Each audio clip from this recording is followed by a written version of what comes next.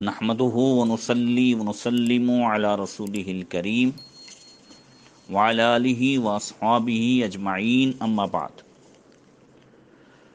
فأعوذ بالله من الشيطان الرجيم بسم الله الرحمن الرحيم رضي الله عنهم ورضوا عنه صدق الله مولانا العظيم. درود شریف پڑھیں. اللهم صل علی سیدنا مولانا محمد معدن جودی والکرم وآلہ وصحبہ وبارک وسلم. محترم سامعین، بڑے ہی خوش نصیب وہ صحابی ہیں، ان کے دل میں سب سے پہلے اسلام کی محبت کس طرح آئی. حضرت سیدنا عمار بن یاسر رضی اللہ تعالیٰ عنہ، یہ اس زمانے میں ابو سفیان کے غلام تھے، اور جب حضرت عمار بن یاسر اسلام لے آئے اور حضرت ابو سفیان جو اس وقت اسلام نہیں لائے تھے ان کو پتہ چلا، تو انہوں نے حضرت عمار پر ظلم و ستم کی انتہا کر دی. ایک دن تمام قریشی جو بڑے بڑے سردار تھے اس کی مجلس میں بیٹھے ہوئے تھے، تو ابو سفیان نے حضرت عمار کو کوڑے مارنے شروع کیے اور ساتھ ہی ساتھ یہ پوچھنا شروع کر دیا کہ بتاؤ محمد صلی اللہ علیہ وسلم کی تعلیمات کیا ہیں. حضرت عمار بن یاسر نے فرمایا وہ ہمیں سکھاتے ہیں کہ تمام انسان برابر ہیں، وہ ہمیں سکھاتے ہیں کہ اللہ ایک ہے اور اسی کی عبادت کرو.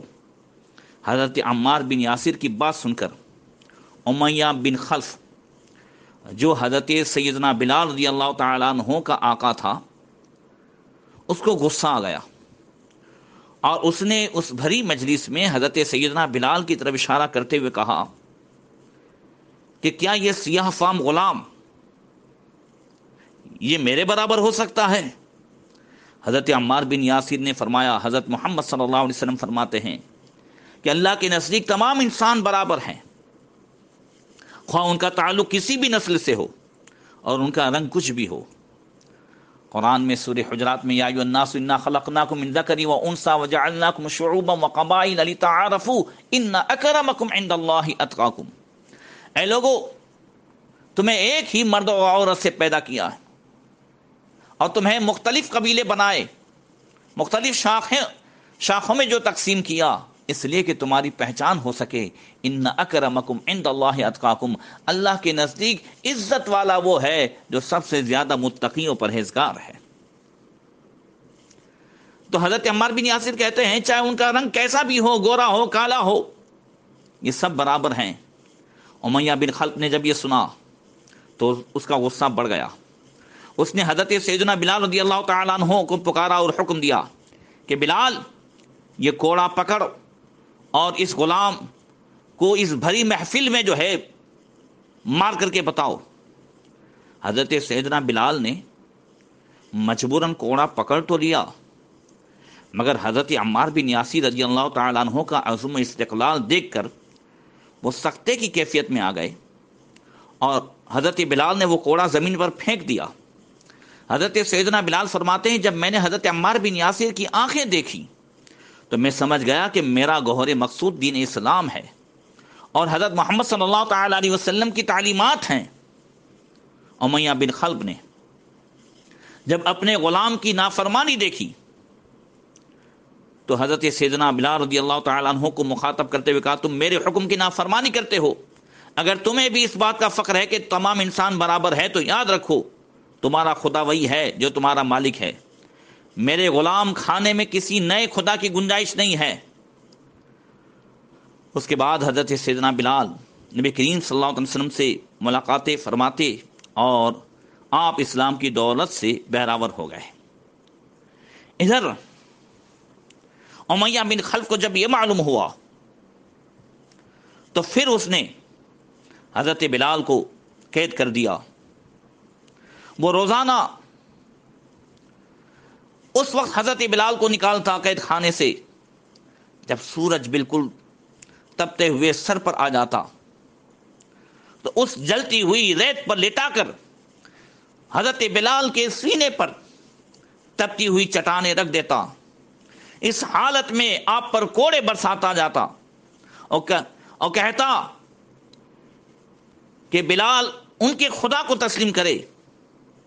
امیہ بن خلف کا یہ معمول آہستہ آہستہ بڑھتا گیا اور گرم ریت اور گرم چٹانوں کے ساتھ کوڑے برسائے جاتے۔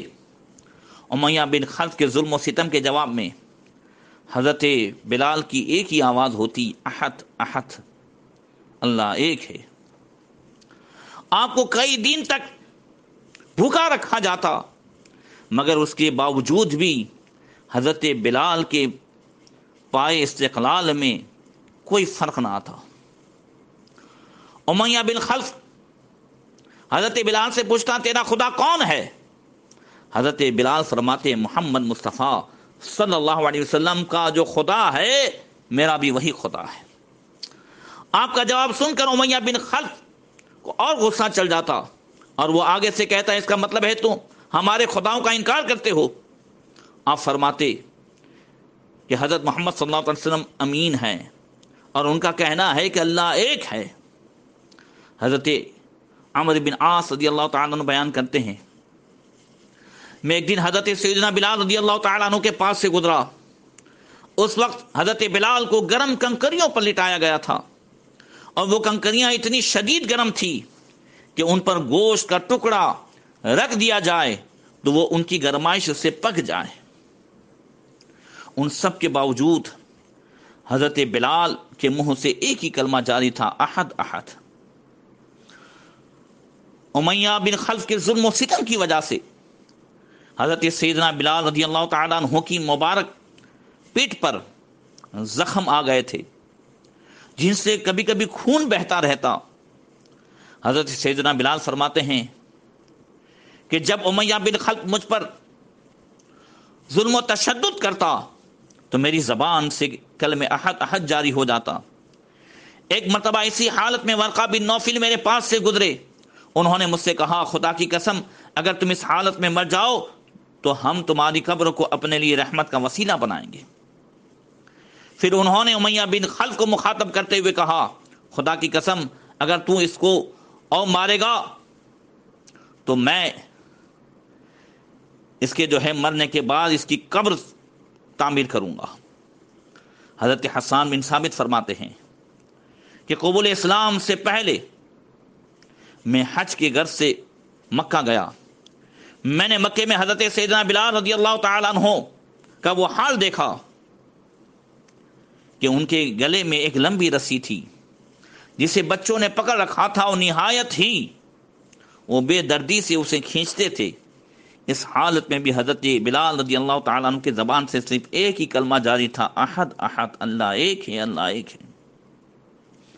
اللہ اکبر۔ حضرت سیدنا بلال رضی اللہ تعالیٰ عنہ کو ان کفار مکہ اور سرداران مکہ سے ایک بات کا تعجب یہ بھی ہوتا تھا کہ یہ کلمہ پڑھنے والوں کو اس طرح ستاتے ہیں، مگر ساتھ ساتھ یہ تمام سرداران قریش اسی محمد صلی اللہ تعالیٰ علیہ وسلم کو امین بھی کہہ رہے ہیں، صادق بھی کہہ رہے ہیں، وعدے کے پکے بھی کہہ رہے ہیں، وہ کہہ رہے ہیں ہم نے کبھی ان سے جھوٹ نہیں سنا ہے۔ حضرت بلال فرماتے مجھے ان باتوں سے بھی تعجب ہوتا تھا اور اس سے ایمان اور مضبوط ہوتا تھا کہ ان سب کے باوجود یہ سرداران قریش اور کفار مکہ جو محمد صلی اللہ علیہ وسلم سے دشمنی کر رہے ہیں اور جو کلمہ پڑھنے والے کو ستا رہے ہیں، تو اس کی صرف یہی وجہ ہے کہ انہیں اپنی سرداری کے تعلق سے خطرہ ہے کہ اگر سب ان کی پیروی کر لیں گے، اسلامی تعلیمات کی پیروی کرنی ہوگی ہمیں، تو پھر ہماری سرداری کا کیا بنے گا۔ اور اسی کے ساتھ ساتھ امیہ بن خلف حضرت بلال کے تعلق سے کبھی کہتا کہ ان شمس هذا اليوم لن تغرب الا ويغرب معها اسلام هذا العبد العابق لا باس، یعنی کوئی بات نہیں، آج کا سورج غروب ہونے کے ساتھ ہی میرے اس نافرمان اور گستاخ غلام کا اسلام بھی غروب ہو جائے گا۔ بلال کے مشرک اور بد مزاج آقا نے تو بلال کے بارے میں اور ساتھ ہی دین اسلام کے بارے میں یہ دعویٰ کیا تھا کہ آج غروب آفتاب کے ساتھ ہی اس غلام کا یہ نیا دین بھی ہمیشہ کے لیے غروب ہو جائے گا. لیکن رائے حق میں حضرت بلال کی ثابت قدمی نے ثابت کر دکھایا کہ ان کے اسلام کا سورج کبھی غروب نہیں ہوا. تا دم آخر ان کا دل ایمان کے نور سے جگمگاتا ہی رہا. البتہ ان کا وہ مغرور و بدبخت آقا جس دین پر تھا، یعنی کفر و شرک اور معصیت و دلالت، اس باطل کا سورج رفتہ رفتہ مکہ شہر سے ہمیشہ کے لیے غروب ہو گیا. اور اسی کے ساتھ ساتھ امیہ بن خلف کبھی کبھی یہ بھی کہتا کہ بلال تم نے تو مجھے ٹھگا دیا ہے، اب میری رسوائی ہو رہی ہے کہ ایک حبشی غلام و کمزور غلام وہ میرے قبضے میں نہیں ہے. اچھا یہ کرو کہ تمہارا خدا تو اللہ ہی ہے، مگر ساتھ ساتھ یہ بھی کہہ دو کہ سب سے بڑا خدا اللہ ہی ہے اور یہ چھوٹے چھوٹے بھی جو ہیں خدا ہیں. حضرت بلال پھر بھی وہی نعرہ لگاتے، احد احد، نہیں ایک ہی ہے، ایک ہی ہے، اس خدا وحدہ لا شریک کے سوا کوئی خدا ہے ہی نہیں، احد احد. یہ کلمہ ہی ہمیشہ آپ کی زبان پر جاری رہتا. اللہ اکبر.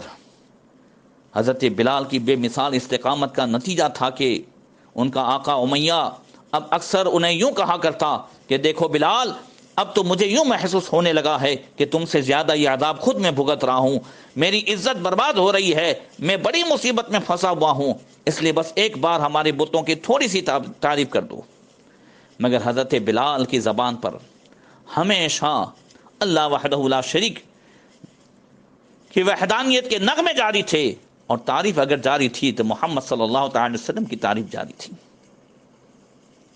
اسی دوران ایک مرتبہ وہ حضرت بلال کو تکلیفیں دے رہا تھا کہ سیدنا صدیق اکبر عاشق اکبر رضی اللہ تعالیٰ عنہ کا گزر وہاں سے ہوا.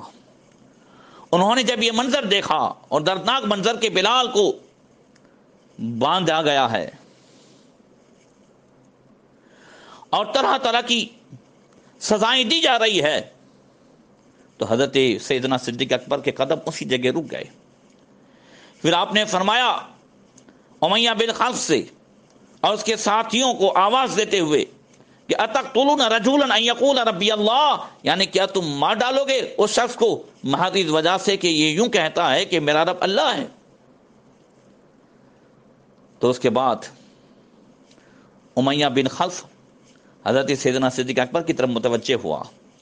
وہ کہنے لگا خذ اکثر من ثمنہ واترکہ حرا، یعنی اے حضرت صدیق اکبر نے فرمایا اے امیہ کیا چاہتا ہے؟ کہا پھر تم خرید لو، اور اے امیہ تم اس کی قیمت سے بھی زیادہ رقم مجھ سے وصول کر لو اور اسے آزاد کر دو. تو کہتا ہے امیہ ابو بکر کیا دو گے؟ اے ابن ابی قحافہ تم اس غلام کے بدلے اس کی تم اتنی ہمدردی کرتے ہو تو کیا دو گے مجھے؟ حضرت صدیق اکبر نے فرمایا بولو تم کیا لو گے؟ تو حضرت امیہ جو حضرت صدیق اکبر رضی اللہ تعالیٰ عنہ کی نظر میں جو حضرت بلال کی قدر و قیمت تھی، امیہ کے نظر میں تو وہ نہیں تھی، یہ تو ناقدرہ تھا. تو اس نے ٹالنے کے لیے کہا، اس کو معلوم تھا کہ حضرت سیدنا صدیق اکبر کے پاس بہت ہی حسین و جمیل اور خوبصورت غلام ہے اور بڑا ہی زیرک اور اچھا غلام ہے، فسطاس رومی، وہ ابو بکر کبھی نہیں دے سکتے. تو کہتا ہے اے ابن ابی قحافہ مجھے اپنا غلام فسطاس رومی دے دو اور اسے لے جاؤ. اللہ اکبر. بیچنے والا تو ناقدرہ تھا مگر خریدنے والے قدرداں تھے. ایک حضرت یوسف علیہ السلام ہیں جنہیں بیچنے والے اور خریدنے والے دونوں ناقدرے تھے، اور یہاں بیچنے والے کو کوئی قدر نہیں تھی مگر خریدنے والوں کی نظر میں حضرت بلال کی وہ قدر تھی. سبحان اللہ. جانتے تھے کہ بلال کتنے قیمتی ہیں. امیہ کو ایسا تھا کہ نہیں، ابو بکر کبھی اس سودے کو منظور نہیں کر سکتے، اس نے ٹالنے کے لیے کہا تھا۔ اللہ اکبر، اس اہل ایمان اور اس عاشق رسول کی قدر و قیمت تو عاشق رسول اور عاشق اکبر ہی جانتے ہیں۔ فوراً سیدنا صدیق اکبر نے کہا ٹھیک ہے، وہ فسطاس رومی تم لے لو اور مجھے یہ بلال دے دو۔ تو اب فوری طور سے امیہ جو ہے حیران ہو گیا اور ڈٹائی سے بولا فسطاس کے ساتھ تمہیں 40 اوقیہ چاندی بھی جو ہے دینی ہوگی۔ حضرت سیدنا صدیق اکبر رضی اللہ تعالی عنہ اس پر بھی راضی ہو گئے اور فسطاس کے ساتھ 40 اوقیہ چاندی بھی جو ہے عطا فرمائی۔ اب امیہ بن خلف نے یہ سوچا کہ ابو بکر نے، ابن ابی قحافہ نے بڑا ہی جو ہے ایسا سودا کیا جس میں وہ گھاٹے میں ہے، تو کہنے لگا تمہاری جگہ میں ہوتا تو اس غلام کو درہم کے چھٹے حصے کے بدلے بھی نہ خریدتا۔ حضرت صدیق اکبر نے جواب عطا فرمایا امیہ تو اس غلام کی قدر و قیمت سے واقف نہیں، مجھ سے پوچھ، تو یمن کی بادشاہی بھی اس کی قیمت میں لیتا تو وہ بھی ہیچ ہے۔ اللہ اکبر، یہ کہہ کر حضرت بلال رضی اللہ تعالیٰ عنہ کو حضرت سیدنا صدیق اکبر نے وہاں سب کے سامنے ہی آزاد فرما دیا،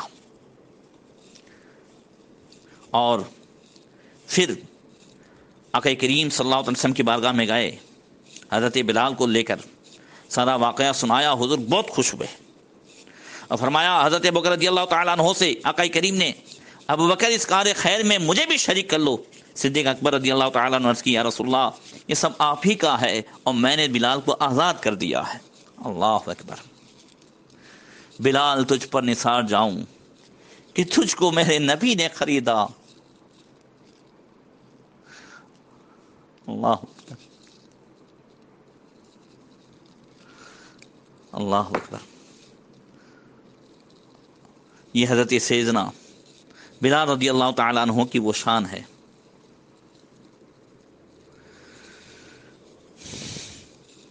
یہاں پر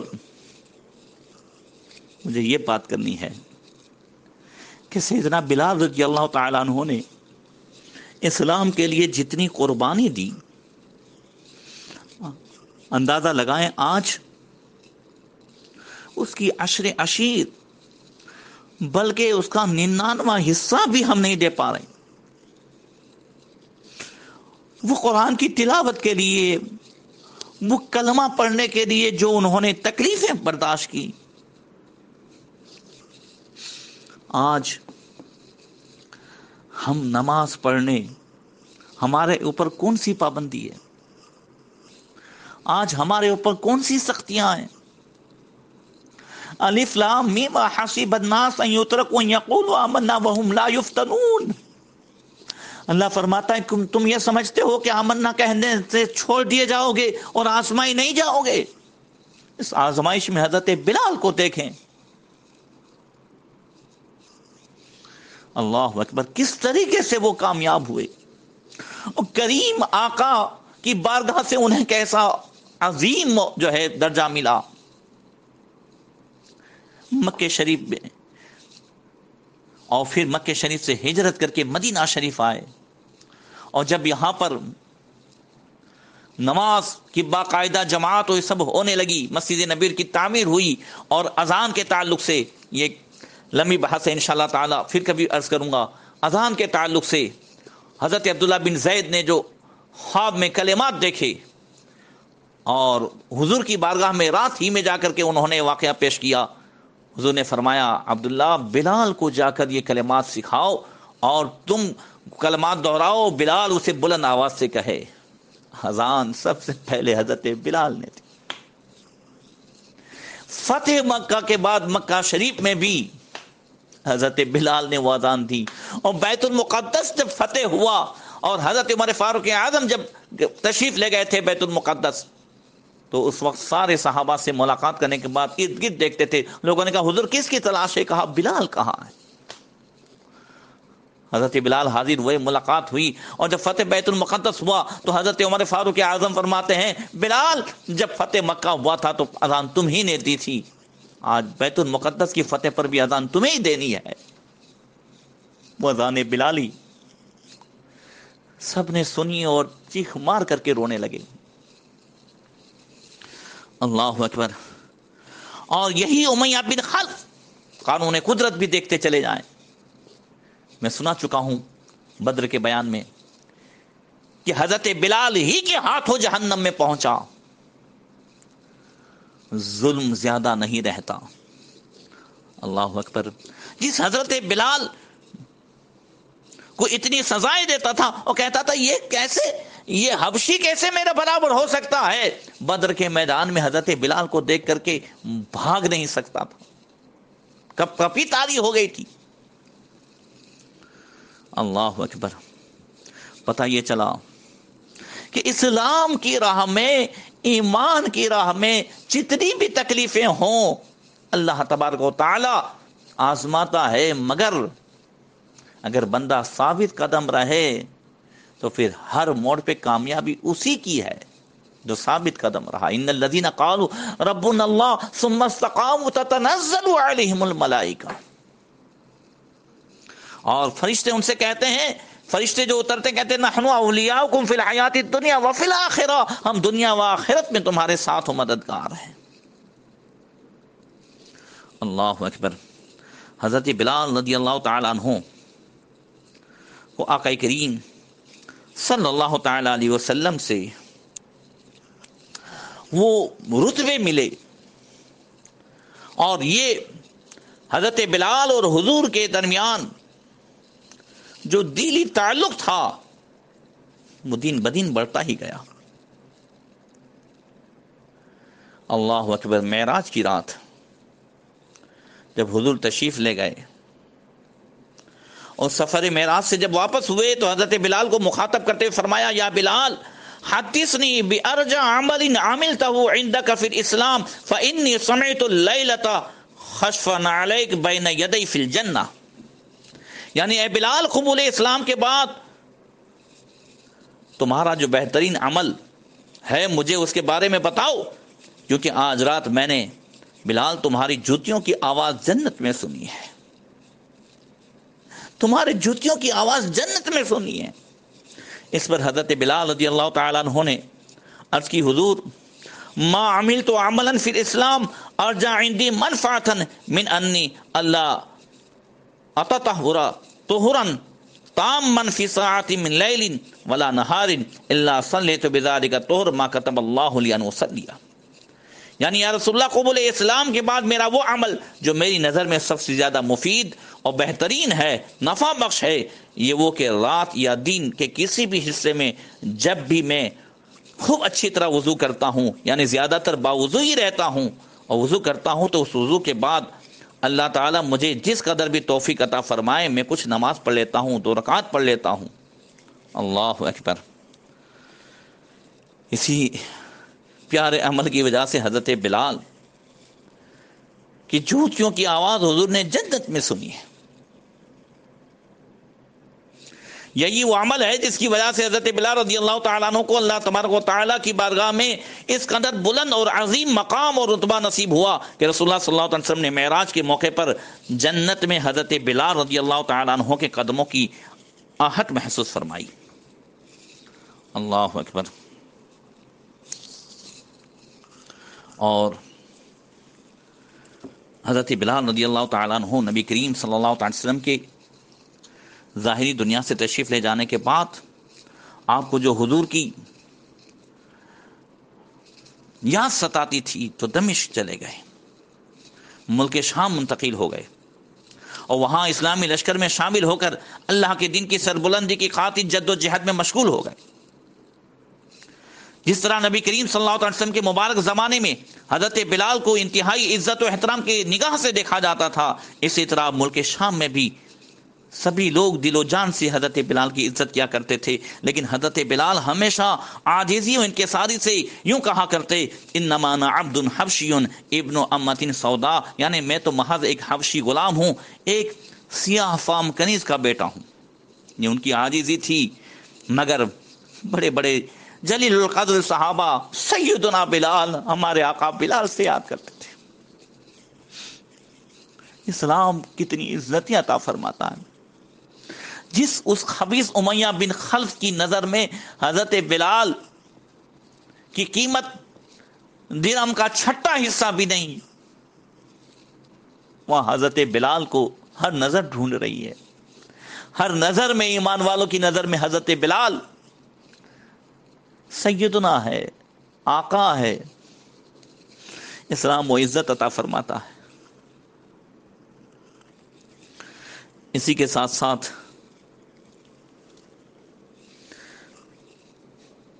جب حضرت بلال ملک شام آ گئے، ایک مرتبہ خواب میں نبی کریم صلی اللہ تعالی علیہ وسلم کی زیارت سے سرفراز ہوئے تو آقا کریم صلی اللہ تعالی علیہ وسلم نے پیار بھرے لہجے میں ارشاد فرمایا، اے بلال، یہ کیا انداز ہے کہ تم ہمارے پاس کبھی نہیں آتے؟ خواب سے بیدار ہوئے تو اس قدر بے قرار ہو گئے حضرت بلال کے فوراً ہی اونٹ پر سوار ہو کر مدینہ کی طرف چل دیے، ملک شام سے۔ جب مدینہ منورہ میں روضہ اقدس صلی اللہ علیہ وسلم کے پاس پہنچے تو شدت غم سے غش کھا کر بے ہوش ہو کر گر پڑے اور زمین پر لوٹنے لگے۔ جب کچھ سکون ہوا تو سیدنا امام حسن، امام حسین رضی اللہ تعالیٰ عنہ نے حضرت بلال سے اذان کی فرمائش کی۔ پیارے آقا صلی اللہ علیہ وسلم کے لاڈلوں کی فرمائش پر حضرت بلال کو انکار کی گنجائش نہیں تھی، مسجد نبی شریف میں اذان دی، اور زمانے نبوت کی بلالی اذان جب مدینہ والوں کے کان میں پڑی تو ایک کوہرام مچ گیا، یہاں تک کہ پردہ نشین عورتیں جوش بے قراری میں گھروں سے باہر نکلی اور ہر چھوٹا بڑا دور نبوت کی یاد سے بے قرار ہو کر زاروں زار رونے لگا۔ حضرت بلال چند دنوں مدینہ منورہ میں رہ کر پھر آپ ملک شام چلے آئے، اور 63 سال کی عمر میں، 63 سال، یہ بھی عشق دیکھیں، جو آقا کی عمر ہے شریف ہے حضرت بلال کی وہی ہو رہی ہے۔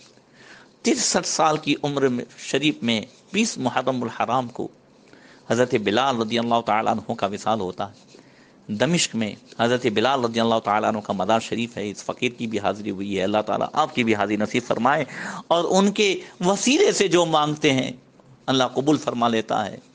اللہ تعالیٰ ان کے صدقے میں ہم سب کو عشق رسول اور محبت رسول کی بے شمار دولت عطا فرمائے۔